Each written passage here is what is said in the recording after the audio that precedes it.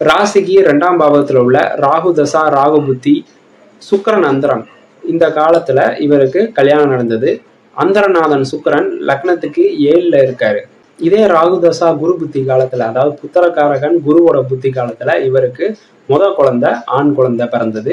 ராகு தசா சனி புத்தி காலத்துல, அதாவது 5ஆம் அதிபதி, லக்னத்துக்கு 5ஆம் அதிபதி சனியோட புத்தியில 2வது ஆண் குழந்தையும் இவருக்கு பிறந்தது. இவருக்கு 2 குழந்தைங்களும் ஆண் குழந்தை தான். அதுக்கு காரணம் பாத்தீங்கன்னா 5ஆம் பாவகத்தோட ஆண் கிரகம் சூரியன் தொடர்புல இருக்கு. புத்திரக்காரகன் குருவும் பலமா இருக்கு.